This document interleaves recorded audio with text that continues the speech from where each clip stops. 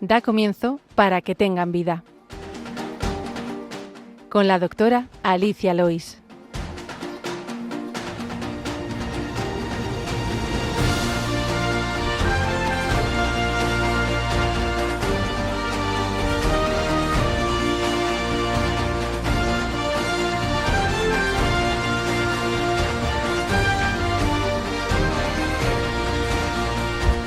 Un cordial saludo, queridos oyentes de Radio María. Bienvenidos al programa Para que tengan vida, uno de los programas de la Radio de la Virgen dedicado a la medicina. Les habla Alicia Lois y en el control José Luis Lois, mi padre. Decía Hipócrates, curar a veces, aliviar a menudo y consolar siempre. Dicen que no hay mejor medicina que la que llega con mano firme y corazón sereno. Y desde el siglo pasado los médicos de España tenemos un patronazgo que nos acompaña en esa difícil alquimia de curar cuerpos sin olvidar las almas. Nuestra Señora del Perpetuo Socorro, que celebramos el próximo 27 de junio. A ella nos encomendamos.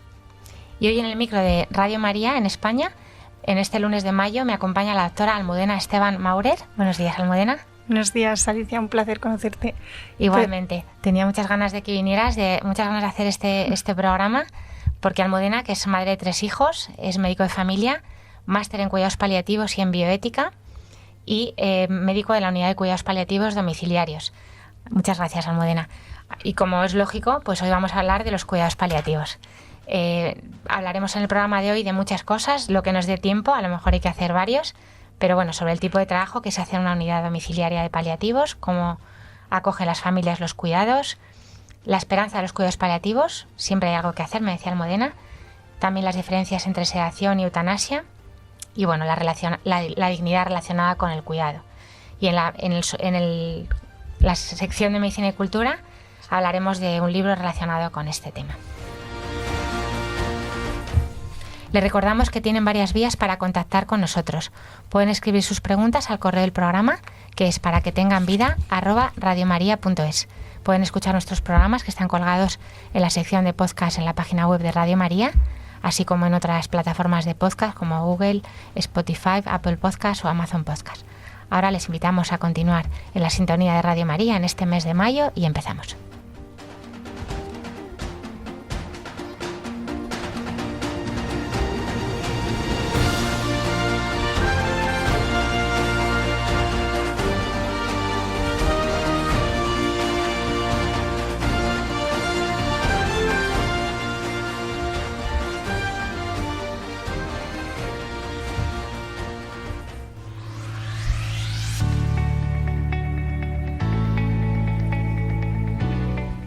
El problema médico de hoy.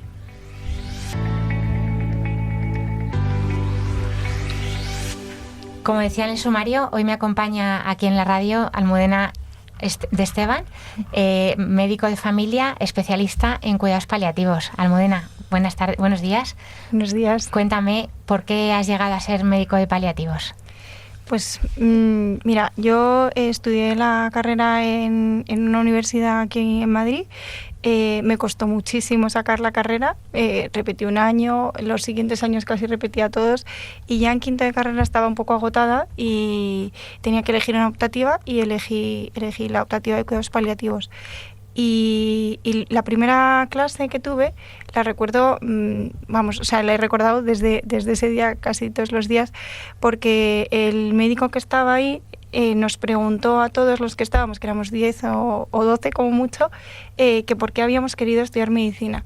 Y entre todas las preguntas, al final un poco la conclusión que nos dio fue que nosotros nos habíamos hecho médicos porque queríamos ayudar a las personas y no tanto curar, y que al final lo que era la carrera se nos olvidaba un poco ese foco de querer ayudar y nos centrábamos en esa búsqueda de el diagnóstico, la curación y tal.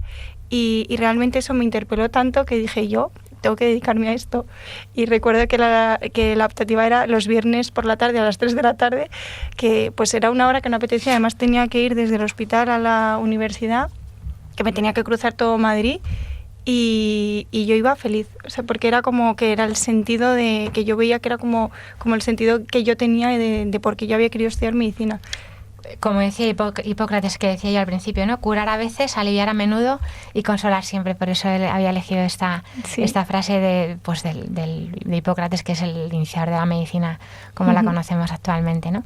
Y bueno, pues cuéntanos un poquito, porque claro, la gente ahora está muy de moda, ¿no? Los paliativos tan defenestrados, digamos, a favor de la eutanasia, que es a lo que llaman con este eufemismo, ¿no? La prestación de ayuda a morir. Y claro, cuánto miedo también hay a veces en los últimos días en un diagnóstico de que ocurra lo peor, ¿no? Y luego también el desconocimiento de lo que son los cuidados paliativos. Me gustaría que nos acercaras un poquito a este mundo y qué tipo de enfermos veis, porque no son todo pacientes oncológicos, también tenéis otro tipo de pacientes. Cuéntanos un poquito tu día a día. Pues mira, los cuidados paliativos al final nacen con una idea, y es una atención integral de una persona que tiene una enfermedad terminal e irreversible. Lo que pasa es que muchas veces parece que ya, y muchos pacientes llegan, no, es que me han mandado a paliativos. Ya, bueno, pero eso no significa que te vayas a morir hoy. Significa que ya estás en un proceso de final de vida que no sabemos cuánto va a durar, pero que se trata ahora de buscar la mejor manera de que puedas vivir tú este momento, ¿no? O sea, es centrar la calidad de vida en un tiempo que sabemos que es limitado. Claro, porque se han agotado las posibilidades terapéuticas curativas, digamos, o son enfermedades, no tienen por qué ser oncológicas, que a lo mejor ya pues han agotado efectivamente todas las quimioterapias o cirugías o lo que sea, y ya el tumor sí o sí va a seguir, pero también enfermedades como la insuficiencia cardíaca terminal, que el corazón ya no puede más y a lo mejor no es candidato a un trasplante, o una enfermedad respiratoria terminal. Exactamente, o una enfermedad renal también crónica y en fase terminal, las enfermedades neurodegenerativas, y luego ahora también lo que hay cada vez más y más en auge son las demencias, que cuesta mucho tanto para la persona como para la familia. También vosotros seguís demencias, entiendo que también muy a la par con los médicos de familia, que un poco recurrimos a vosotros cuando ya pues nosotros se nos escapa un poco pues la vía, a lo mejor la vía oral, hay que ponerle una vía subcutánea, no se le pueden dar los medicamentos que el paciente tomaba, no sé, cuéntanos un poquito. Pues sí, o sea, bueno, para empezar, el médico de familia es fundamental también en nuestro trabajo, y es verdad que ahora, como la medicina de familia está como está, por desgracia, no podemos tener un apoyo tan fuerte, pero cuando encuentras un médico de familia que realmente conoce a la familia, que está comprometido, que se preocupa por el paciente, el trabajo para nosotros es mucho más fácil, porque al final nos coordinamos con el médico de familia y damos un apoyo a la familia y al paciente, ¿no? Pero que muchas veces la familia es la que sostiene ahí, y el médico está ahí, su médico de cabecera está ahí apoyando, sosteniendo, y conoce mucho más de lo que nosotros conocemos y podemos llegar a conocer. ¿Qué soléis encontrar cuando vais al domicilio? Porque actuáis normalmente en domicilio, también en hospital también hay, por supuesto, paliativos, y también has trabajado en hospitales, pero en una atención a domicilio, un equipo de soporte y atención a domicilio que llamamos, a veces pues es la conspiración del silencio, no se les ha dicho lo que tienen. ¿O qué soléis encontraros? Pues mira, nosotros normalmente hacemos una llamada primero de valoración así como inicial para ver cómo está el paciente y ver en función de cómo esté cuándo lo programamos. No solemos tardar más de una semana en ver a un paciente, y muchas veces pues nos dicen: no le diga a usted, doctora, que viene de paliativos. Y nosotros, bueno, pues les explicamos que evidentemente no vamos a ir a decirle directamente, pero que si nos pregunta, pues lo vamos a explicar, que por el hecho de estar en paliativos no significa que se vaya a morir, ¿no? Eso ya lo he dicho antes. Pues esas cosas lo vamos explicando, y cuando se ponen ahí que no quiero que lo sepan, que no, bueno, no se lo vamos a decir, pero si nos pregunta no le vamos a mentir, ¿no? Y vamos ahí un poco trabajando con la familia, porque al final muchas veces el pacto de silencio es una forma que utilizan los familiares para proteger al paciente, pero realmente al final hace más daño al paciente que le ayuda, porque el hecho de ver el paciente que la situación no va bien y no poder compartirlo con su familia le genera más sufrimiento por ese aislamiento. Muchas veces hay pacientes que nos quedamos solos y me dice: doctora, yo sé que me estoy muriendo, pero no se están dando cuenta los que están a mi alrededor, ¿no? Y es muy duro, porque dices, o sea, qué pena que es una situación única, la muerte, y que no se está pudiendo enfrentar acompañado. Es verdad que hemos hablado aquí en el programa alguna vez de la verdad asumible, ¿no? De cómo, pues a lo mejor no pueden asumir todo el principio, pero poco a poco, bueno, todos sabemos que nos vamos a morir, eso es una cosa que tenemos todos segura, y es bonito poderse preparar para este momento y vivirlo lo más confortable posible. Claro que para eso estáis vosotros, para aliviar los síntomas físicos, y bueno, pues vienen este tipo de dudas, ¿no? Cuando pasamos, a lo mejor, bueno, no vamos a hablar tan rápido de la situación de últimos días, porque el proceso puede ser muy largo. Sí. Y claro, a lo mejor el paciente viene con un montón de medicamentos que a lo mejor vosotros tenéis que empezar a retirar, que esto es una cosa que también es difícil de entender, ¿no? Sí, eso les cuesta muchísimo, ¿no? Sobre todo pues pacientes que están en una insuficiencia cardíaca terminal o que han tenido pues durante muchísimo tiempo diabetes, hipertensión, y dicen, ¿pero cómo me lo van a quitar? Bueno, pues es porque en este momento no es necesario, porque al final un tratamiento preventivo en este momento no se necesita. Si hablamos de una prevención de aquí a 10 años y sabemos que la esperanza de vida está por debajo, pues no tiene sentido añadir una medicación que además produce efectos adversos. Claro, y esto a veces cuesta entender, ¿no? Porque parece que estamos ya dando como la facilidad para que se muera antes. Y es verdad que tenemos lo que llamamos inercia terapéutica, que es no quitar cosas, no tener miedo a retirar medicación, que a veces puede ser más contraproducente, porque claro, muchos medicamentos tienen un riesgo que asumimos, pero que en estos pacientes es peor que lo que le puedan aportar.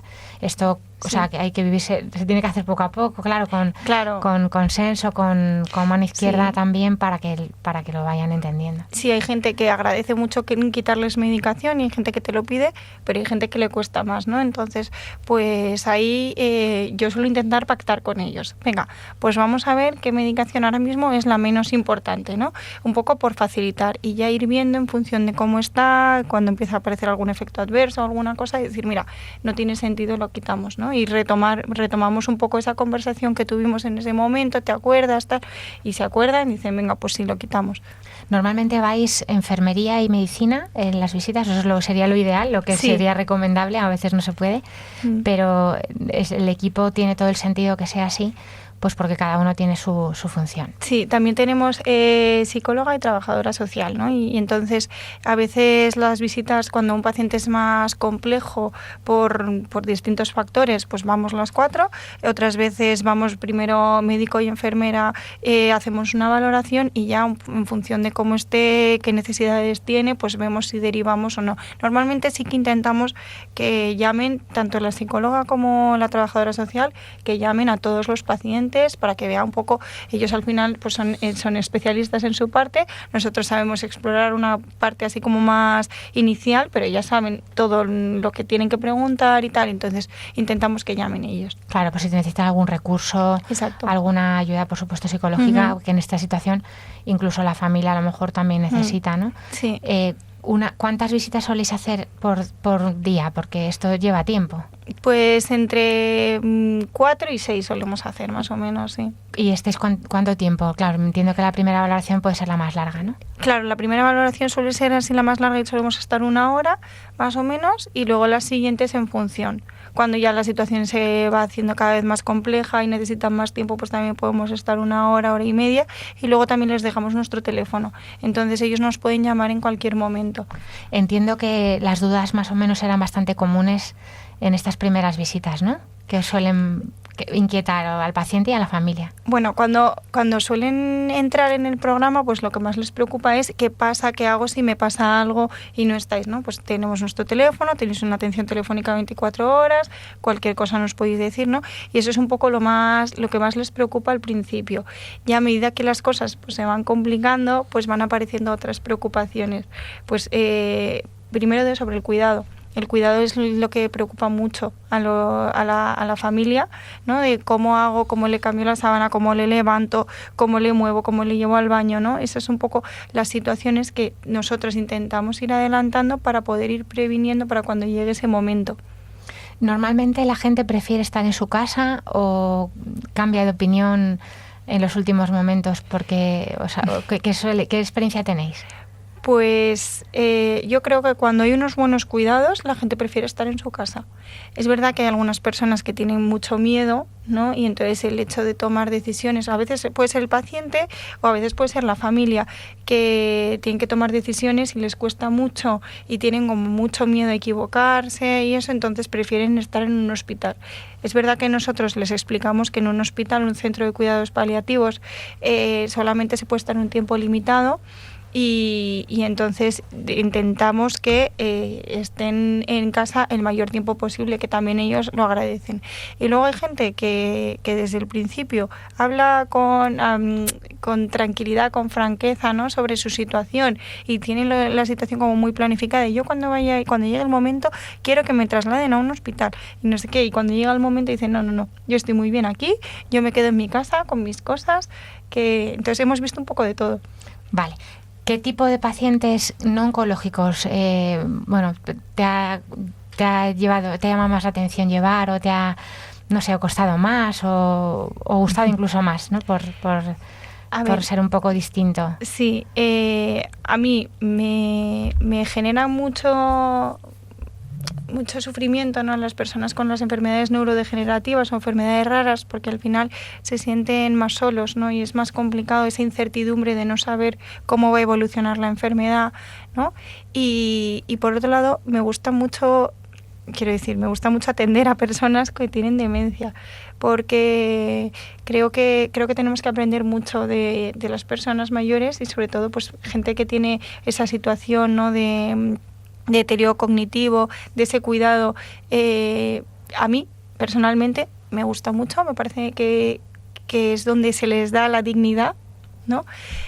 Porque son gente que al final no se puede cuidar, no se puede tratar, no puede tomar decisiones y somos nosotros los que tenemos que dar ese trabajo, ¿no? Ese cuidado y ese valor que tiene esa persona. Una demencia, por ejemplo, ¿por qué os suele requerir os llama el médico de familia? ¿Porque dejan de comer o porque tienen dolor y no les pueden dar medicación oral?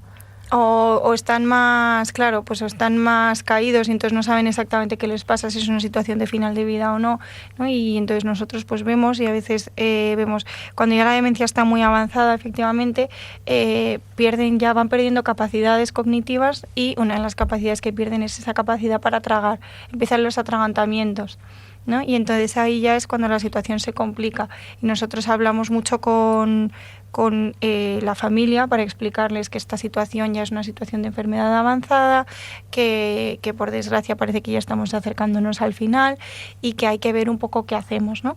Entonces normalmente empezamos pues disminuyendo la cantidad de medicación que está tomando para que no tome tantas cosas de pastillas que le puedan generar atragantamientos, añadiendo espesante a los líquidos, porque los líquidos al pasar más rápido favorece también que se atraganten más, ayudándoles con una dieta un poquito más de fácil masticación o triturada y de ese estilo. Y vamos explicando pues que puede ser que llegue un momento en el que rechace la comida, en el que no quiera comer más o lo escupa o no lo trague y que eso ya es una situación pues grave, por desgracia, ya de final y que hay que ver un poco cómo se maneja. Entonces mucha gente le preocupa y le da miedo es que se va a morir de hambre. Y nosotros les intentamos explicar que no se va a morir de hambre, que es que ya estamos en una situación de final, ya se está muriendo y por eso deja de comer y no al revés. Y les explicamos pues un poco que el suero, ¿no? Es la pregunta, ¿no? ¿El suero tiene sentido? Póngale un suerito. Es que el suero solo va a alargar una situación que ya de por sí no está siendo buena y que por desgracia él no va a mejorar. Entonces les explicamos que también hay que quitar el suero. Depende del caso, ¿no? Pero en los casos así más generales, porque ya no solamente empieza a fallar la cabeza, es que empieza a fallar el corazón y entonces el líquido que metemos se puede acumular. Y entonces, pues, que lo mejor es dejarle tranquilo, ponerle una vía subcutánea y acompañarle. Es verdad que en esta realidad que estamos viviendo ahora, por desgracia, claro, siempre está el miedo de a ver si lo van a querer quitar de encima, ¿no? Porque como molesta, o sea, pues lo que dice el Papa Francisco, lo que decía, ¿no? La sociedad del descarte, ¿no? Uh-huh. Y claro, hasta qué punto la familia muchas veces pueda pensar, yo he hecho todo lo que tenía que hacer o he facilitado su muerte, ¿no? Ese es el miedo que posiblemente puedan tener. Por eso póngale el suero como si eso le fuera a alimentar, cuando eso no es un alimento y tampoco podemos poner Claro, no le podemos dejar una vía venosa porque eso se lo puede arrancar si más está demenciado. Sí. Y una vía venosa hay que tener un cuidado especial. Claro, en casa no solemos utilizar las vías venosas, utilizamos la vía subcutánea que va debajo de la piel, que es mucho más fácil de manejar, y solamente les dejamos medicación que puedan necesitar. Si está inquieto, pues medicación para la inquietud. Si tiene dolor, morfina, que es para controlar el dolor, ¿no? Y luego pues algún sedante por si en algún momento es necesario dejarle un poquito más dormido, pero en principio no tenemos que hacer nada más adicional. Es decir, esto es permitir una evolución natural que sabemos que va a durar poquito tiempo. Así, si es necesario ponerle medicación y lo está necesitando muchas veces, pues a lo mejor sí que hay que recurrir a ponerle algo de medicación continua que se pone con una bombita que ponemos nosotros y les explicamos y ellos no tienen que hacer nada. Pero en principio es dejar una evolución natural y que se vaya apagando así poco a poco. Claro, muchas veces se puede plantear también, se le pone una sonda, se deja de alimentar, ¿no? ¿Le tenemos que poner una sonda nasogástrica para alimentarlo? Claro, entonces cuando nosotros nos preguntan eso, pues es que les explicamos que al final una persona que ya está llegando al final de la vida es añadirle una cosa que le va a hacer daño, que no le va a producir un beneficio tan bueno como el que esperaríamos, ¿no? Entonces que no tiene sentido ponerle en ese momento una sonda nasogástrica porque al final la evolución va a seguir siendo hacia la terminalidad, hacia el final, y va a ser añadiéndole cosas que le generan sufrimiento. Yo creo que esta es la gran pregunta, ¿no? O sea, cuando a mí también me llaman a veces, ¿no? Me preguntan, ¿no se le pone una sonda? Pues claro, para que se pueda seguir alimentando y pueda seguir viviendo, ¿no? Pues este es el miedo de alargar, ¿no? Y quizá de no enfrentarse a lo que tiene que llegar, pero que bueno, que por desgracia es que es muy fácil que haya este miedo. Porque... Hombre, y yo creo que es perfectamente entendible, ¿no? Claro. Nadie quiere que una persona a la que quiere mucho se vaya, claro, ¿no? Y se muera, pero también a veces la dificultad está en aceptar ese momento, ¿no? Decir, pues es que ya está, o sea, ha llegado a su final. Y yo lo que les insisto mucho a la familia cuando tiene ese sufrimiento, le digo, mira, lo que más valor tiene en este momento es que estés con ellos, o sea, que estés con él, que le acompañes, que le trates con cariño, que le cuides, porque eso es lo que le va a aportar una tranquilidad que nosotros no le podemos dar, que la medicación no le puede dar, que la alimentación no le puede dar, y eso solo lo puedes dar tú. Claro. Sí, incluso pues si oyen pues la música que les pueda gustar, sí. El olor, no sé, las fotos que les gusten, las caricias, que parece, bueno, es que lo que decíamos al principio, ¿no? De consolar siempre también con el tacto, con todos los sentidos que pueda, si es que pensamos que al paciente le pueda gustar, ¿no? Que seguramente sí, porque ese tipo de cosas.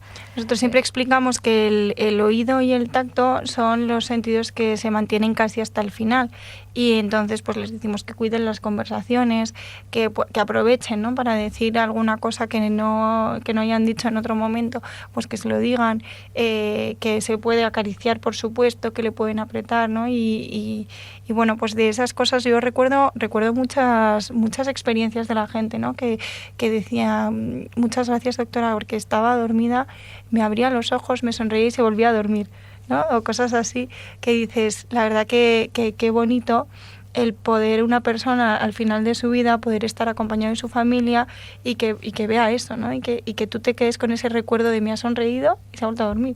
Claro. Vamos a poner una canción que tú me has mandado. Es de Giancarlo, que alguna vez hemos puesto alguna canción ya suya. ¿Y por qué has elegido esta canción, Almudena? Bueno, porque me parece que es muy bonita y que da mucho consuelo, y a mí me da mucho consuelo en esos momentos en los que experimento como cierta soledad, ¿no? Porque el Señor está conmigo en todo momento y creo que pues yo cuando la escucho pienso mucho en mis pacientes y en saber que el Señor está con ellos, que les está acompañando y les está dando su consuelo. Escuchamos a Giancarlo en la canción Estaré contigo.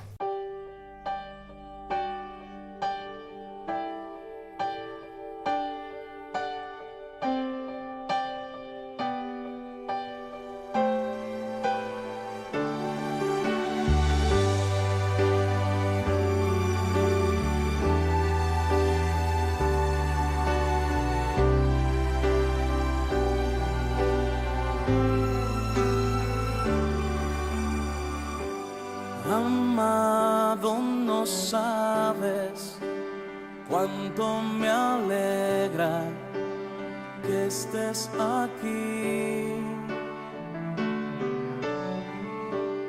Deseaba sentirte, poder tenerte y estar cerca de ti. Conozco de dónde has venido y el recorrido de tu camino. Tus sufrimientos y tus lágrimas han conmovido mi corazón. A donde vayas me iré contigo. Cuando te levantes allí estaré. Y cuando me busques tú me encontrarás. No te abandonaré.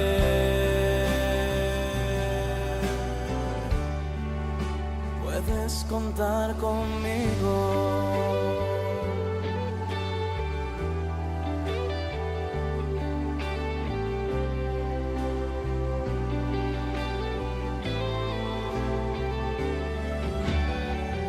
Conozco de dónde has venido y el recorrido de tu camino. Tus sufrimientos y tus lágrimas han conmovido mi corazón. Y a donde vayas me iré contigo. Cuando te levantes allí estaré. Y cuando me busques tú me encontrarás. No te abandonaré.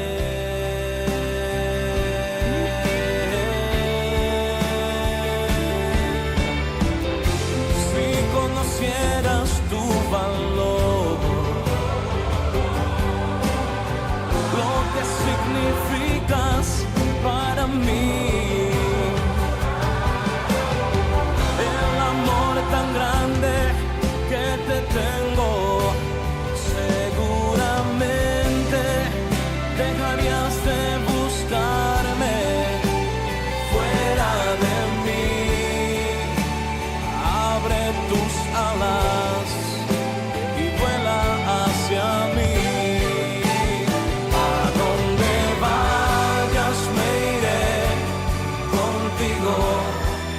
Cuando te levantes allí estaré.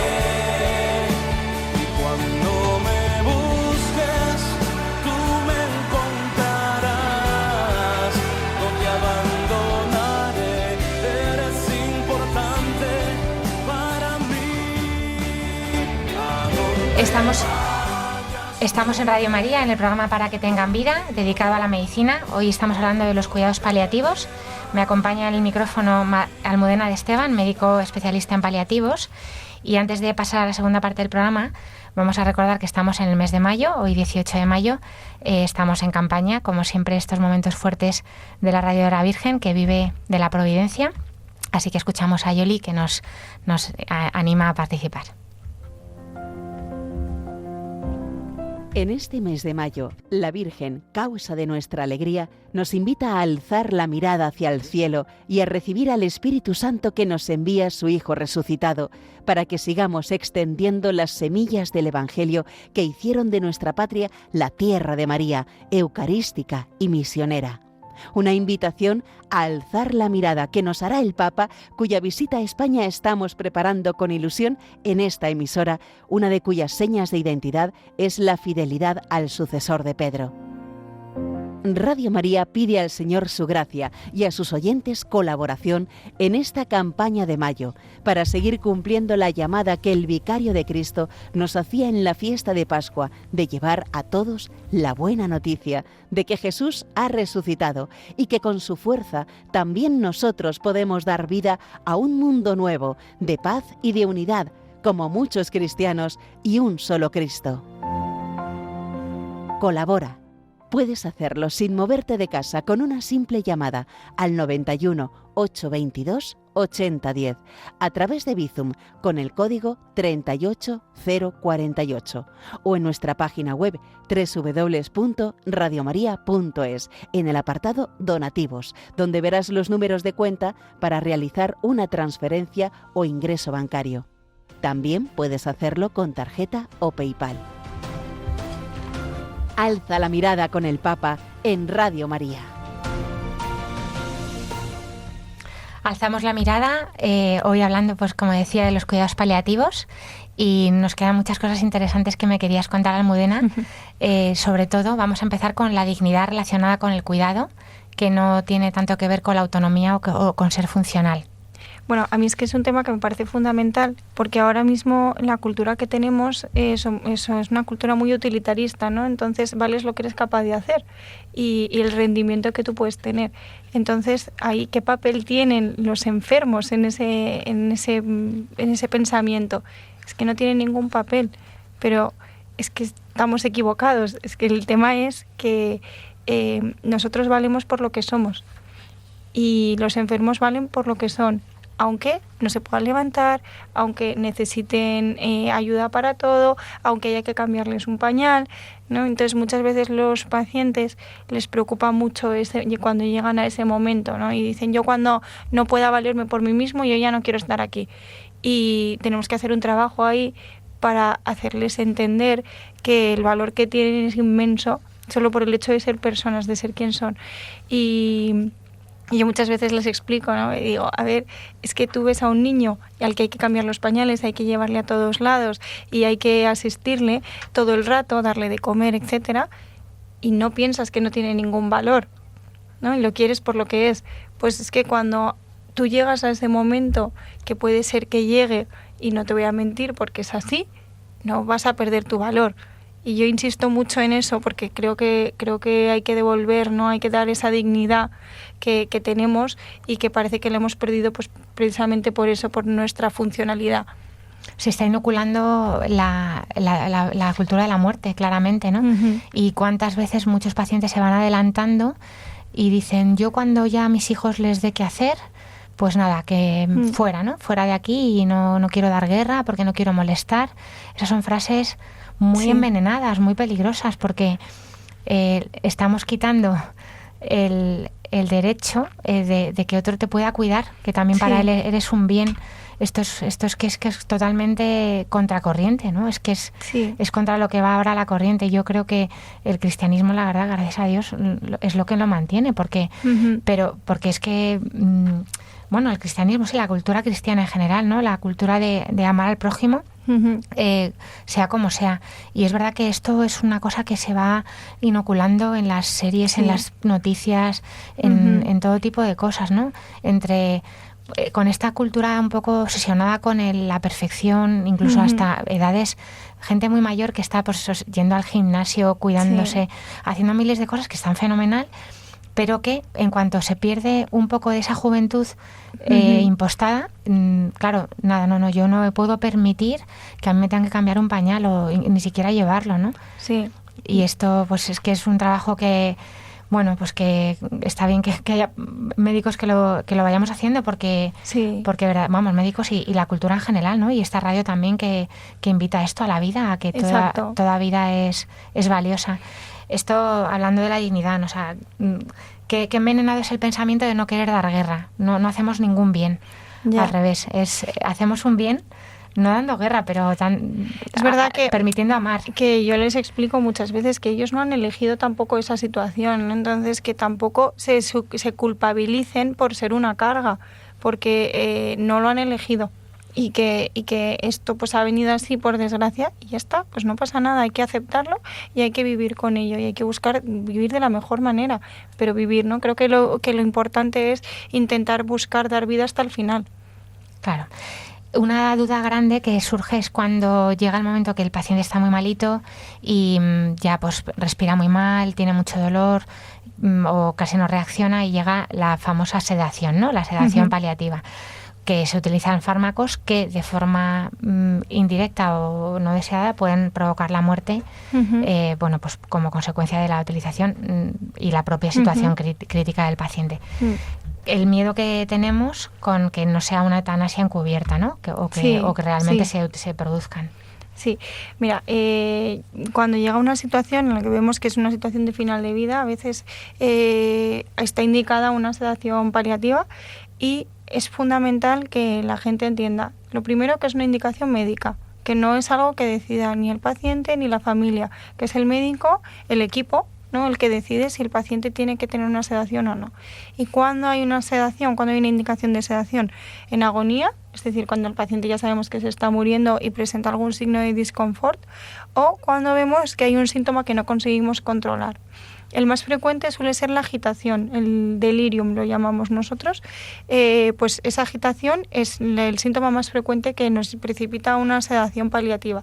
Otro es el dolor, la disnea, que es la sensación de falta de aire, y entonces cuando vemos que no conseguimos con la medicación adecuada controlar el síntoma, tenemos que hablar con la familia, con el paciente y explicarles un poco que hay una indicación de una sedación paliativa, que es disminuir el nivel de conciencia de una forma deliberada, pero tanto como sea posible para que la persona esté tranquila. Es decir, que si se queda, tiene que ser de forma proporcional. Si se queda un poco dormido, adormilado, pero con eso está tranquilo, no hace falta que esté más sedado. Si a veces no es suficiente y hay que poner una sedación más profunda.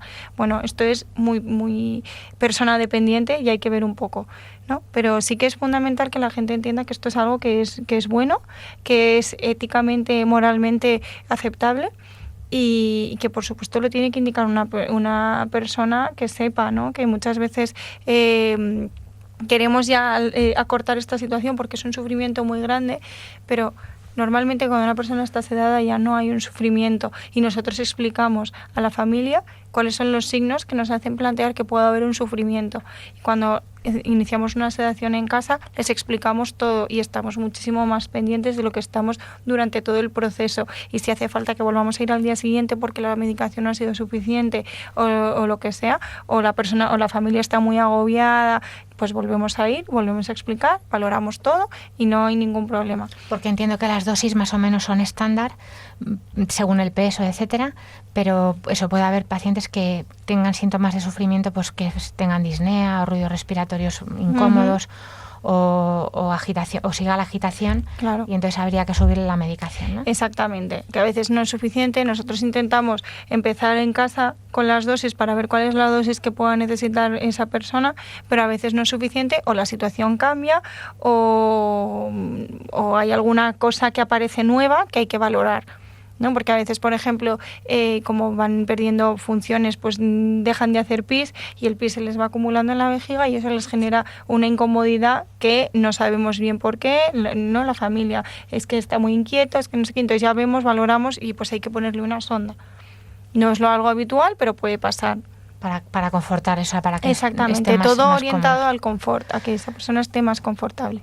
Los síntomas, esto ya hablando ya antes de lo que es la sedación, un paciente que está en situación de últimos días o de cuidados paliativos quizá más largos, que pueden ser meses, no sé si es lo más largo que os habéis encontrado, que incluso a lo mejor, a mí me ha pasado que ha habido pacientes que paliativos me lo he dado del alta y yo he seguido el cuidado, o sea, lo ha tenido un tiempo, pero ha visto que continuaba, estaba estabilizada y yo he vuelto a tener a la paciente como mía sola, hasta a lo mejor ya cuando efectivamente ha habido una recaída ya mayor, ¿no? Pero pueden ser mucho tiempo, meses.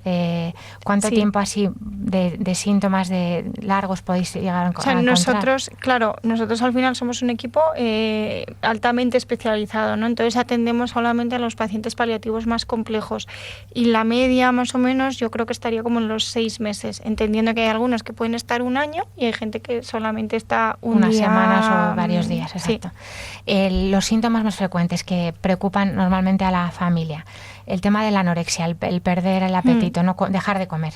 Eso es lo que me preocupa muchísimo a la familia, a los pacientes les preocupa que la familia no les deje tranquilos, ¿no?, con ese tema.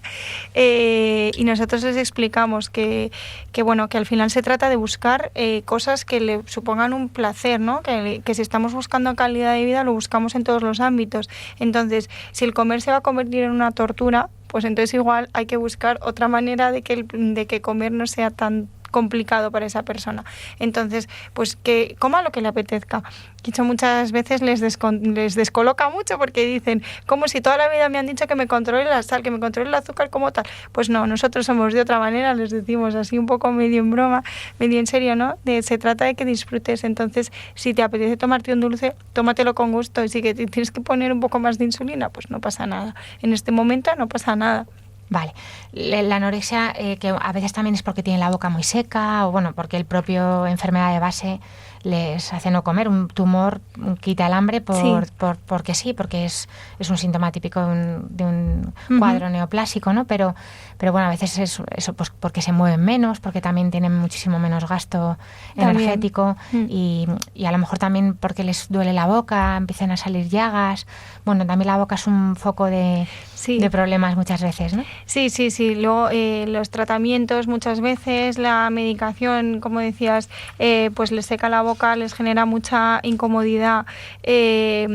Para eso tenemos algunas medicaciones, a veces también les salen hongos por la propia inmunosupresión que tienen dentro de la enfermedad y nada, les explicamos un poco pues los cuidados de la boca, recomendamos pues manzanilla fresquita con un poquito de limón que estimula la salivación, mantener la piel limpia. Explicamos como que hay unos cepillitos para limpiar bien la lengua y que les haga pues estar un poquito, que no tengan ese mal sabor de la boca que también les influye para la hora de comer. Claro, y que también la boca les puede doler. Luego, has hablado un poquito en la primera parte del tema de la disfagia, de cuando no pueden tragar bien, porque efectivamente, pues incluso en enfermedades neurológicas como el ELA u otras, ¿no? Pues pierden la capacidad motora de comer, se atraganten. Bueno, pues cuidado con poner espesantes, como nos has dicho, no poner alimentos de texturas distintas, sopa con fideos, eso va fatal. Y a lo mejor incluso hay que acabar limitando la ingesta, como nos habías dicho. Luego tenemos también un tema estrella, es la disnea, que es la sensación de falta de aire, que es muy angustioso también para la familia. Sí, y al paciente también le angustia mucho y a veces se mezcla también con ansiedad, entonces también es difícil saber qué es disnea por la propia enfermedad o disnea por la ansiedad que le genera. Nosotros solemos explicarles un poco y les vamos dando una serie de pautas y de trucos, ¿no?, por decirlo de alguna manera, para que puedan disminuir esa sensación de falta de aire a lo largo del día. Es decir, si por ejemplo ellos se van a duchar y saben que eso les supone un esfuerzo muy grande, les decimos tómate un rescate, es lo que llamamos nosotros la medicación que utilizamos así como para para anticiparnos a una situación, ¿no? Tómatelo y luego te vas a la ducha a los 20-30 minutos y entonces nada, pues lo toman y con eso van viendo y van ellos aprendiendo un poco a controlarse. Luego utilizamos la morfina, que a la gente normalmente le da mucho respeto y entonces al principio hay mucha reticencia, sobre todo cuando está empezando la enfermedad, a tomar la morfina porque creen que eso les va a cortar la vida, que al final les va a dejar drogados o que se van a quedar adictos, ¿no? Y hay que explicarles un poco que la morfina es un medicamento bueno, que va a ayudarles, que sirve para eso y que es su función, ¿no? Y que no pasa nada porque la tomen y que además tienen una vigilancia médica que va a permitir que si hay algún problema de intoxicación o lo que sea, pues que se pueda revertir lo más pronto posible. La morfina, que tiene algunos inconvenientes, muchísimas ventajas, como dices, pero también puede aumentar el estreñimiento, que ya de por sí en estos pacientes, pues por la falta de movilidad, por el tipo de dieta que comen, a lo mejor menos fibra, pero es que también la morfina estreñe. Sí. Y es otro síntoma típico. Y es fundamental explicarles que la morfina les puede estreñir, ¿no? Y cuando les mandamos un medicamento de morfina o similar, pues les prescribimos también un laxante, ¿no? Y les decimos, pues tienes que tomarte el laxante por lo menos al principio para asegurar que vas bien al baño, porque si te estreñes luego vas a estar más incómodo, más molesto y vas a tener más problemas, ¿no? Entonces ellos ya sabiendo eso ya van un poco prevenidos, no se asustan tanto, ¿no? Si notan ese estreñimiento saben que tienen que subir la dosis de laxante o si ven que se pasan, pues bajarlo y ya está. la morfina, que trata la disnea que decías, trata el dolor, que incluso en momentos que ya incluso el paciente esté inconsciente, hay que tratar, porque hay que dejar de base, porque claro, inconsciente también pueden tener dolor. Claro, si un paciente que iniciamos una sedación por un mal control del dolor, le quitamos la medicación para el dolor, va a tener más dolor todavía, ¿no? O sea, no vamos a tener bien controlado ese dolor. Entonces, lo suyo es añadir esa medicación para el dolor, incluso sumar algo si no está bien controlado, ¿no? Para asegurar que no tenga dolor y luego ya iniciar la sedación. Pero sí que nosotros creemos que hay que mantenerlo porque al final el no cubrir ese dolor puede hacer que la sedación no sea correcta. Perfecto. Pues habría muchos síntomas más. También es típico, bueno, la inflamación, los corticoides, que también están tan demonizados, que para mí es uno de los mejores medicamentos que pueden existir, porque, bueno, salvan vidas, ¿no? Los corticoides es una maravilla. En este tipo de pacientes también hace falta muchas veces, ¿no? Sí, o sea, normalmente cuando, bueno, yo también creo que los corticoides, y yo he visto cosas maravillosas con ellos, es verdad que también les avisa a la gente, ¿no? Esto no es milagroso, o sea, esto tiene su efecto, ¿no? Y dura un tiempo determinado y cuando ya vemos que el efecto no dura hay que quitarlo porque también tiene sus efectos adversos, pero es verdad que una persona cuando está muy cansada, que también es un síntoma súper frecuente en esta situación, sí, o tiene pérdida de apetito o tiene un dolor que no termina de estar controlado, le empezamos a poner una dosis de corticoides y con eso mejora muchísimo. Y la verdad que sí, que hace mucho bien y ayuda mucho. Lo que pasa es que es lo que luego también hay que saber quitarlos, que también nos cuesta quitarlos precisamente por esa mejoría que nos alegra al paciente y nos alegra a todos. Claro, pues yo creo que han quedado bastante claros los aspectos más importantes. Habría 1000 cosas que hablar. Claro, si estés una hora con cada paciente en la primera visita, pues esto evidentemente se queda corto, pero pasamos a la siguiente sección. Medicina y cultura. Bueno, pues me ha traído aquí Almudena un libro que tiene que ver con los cuidados paliativos, porque es de la iniciadora, o sea, de las primeras que se planteó que esto pudiera ser una especialidad, que bueno, no lo es como tal aquí en España no. pero bueno, y además es un libro que es que está en internet, cualquiera se lo puede descargar. Se llama Velad conmigo, es de la autora británica Cicely Saunders. Y bueno, pues es una obra fundamental de esta doctora, que además era trabajadora social, enfermera. Bueno, la verdad que tiene una historia, yo siempre digo que es apasionante, porque ella fue trabajadora social, luego, primero hizo enfermería, como tenía problemas de espalda, hizo trabajo social, y ya luego cuando vio que así no le iban a hacer caso nunca, que se lo dijo un médico, dijo, pues estudió medicina. Y con 33 años estudió medicina, ¿no? Y ella pues se enamoró de un soldado polaco en la Segunda Guerra Mundial que le legó una fortuna y con ese dinero fundó el primer hospice. Y bueno, pues a partir de ahí empezó un poco todo el movimiento hospice, todo lo que es la cultura paliativa que ahora conocemos. Entonces, Velad conmigo reúne pues distintas conferencias, reflexiones y cosas que ella dijo a lo largo de su vida, pues hablando un poco sobre los cuidados paliativos, sobre el dolor total que describió ella, ¿no? Que hablaban que el dolor no solamente tiene esa parte física, sino que también tiene una parte espiritual, una parte social, una parte psicológica, ¿no? Y entonces, bueno, yo creo que es un libro muy interesante y que es muy bueno y que recoge mucho pues toda esta cultura de cuidados paliativos, porque al final fue ella un poco la que inició todo esto aquí en Europa. Hacemos hoy el reconocimiento porque es verdad que a alguien se le tiene que ocurrir que esto es una cosa importante, ¿no? Y verdaderamente que trabajo por ello y que ha dado pie a que muchos como tú pues os dediquéis plenamente a este tipo de enfermos, que además es muy curioso, ¿no? Porque son los enfermos que ya no tienen cura. O sea, parece que estudiamos para curar enfermedades y vosotros muchas veces, los médicos de familia también, somos los que acompañamos en cuando ya no la hay. Así que este homenaje a Cicely Saunders, velad conmigo, que lo podéis encontrar en PDF en internet si le queréis echar un vistazo y estáis interesados. Y acabamos ya con la oración de los niños, que hoy nos traen tus hijos, que son, preséntanoslo tú, y sus edades. Son Ignacio de 6 años y Inés, que tiene 4 años. El otro pequeñín. No, la pequeña estaba ahí por ahí cantando y contando cuentos, pero no. Para el próximo, para otro programa nos lo mandas. Bendita sea tu pureza y eternamente lo sea, pues todo un Dios se recrea en tan graciosa belleza. A ti, celestial princesa, Virgen Sagrada María, yo te ofrezco en este día alma, vida y corazón. Mírame con compasión, no me dejes, Madre mía. Amén. Pedimos por la familia. ¡Viva la Virgen! ¡Viva la Virgen! ¡Viva la Virgen! Pues hasta aquí el programa de hoy. Hoy hemos tenido a Almudena de Esteban Maurer. Muchas gracias, Almudena, por tu saber, por tu tiempo y porque también has sido voluntaria en Radio María, que tu tiempo es la mejor donación. Gracias a vosotros, porque yo estoy encantada de haber venido y haber hablado con vosotros, y por estar en la Radio de la Virgen es un regalo. Un regalo, claro que sí, que además cuida de todos estos enfermos, de los que más, de los cuidados, de los que requieren cuidados ya paliativos, porque su enfermedad es terminal.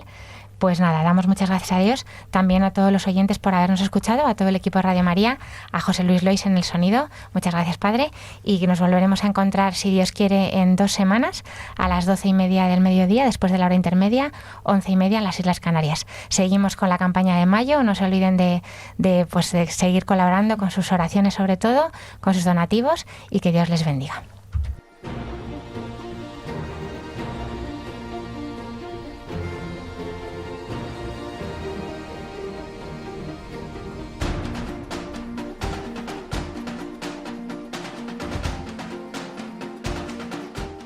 Así concluye Para que tengan vida, con la doctora Alicia Lois.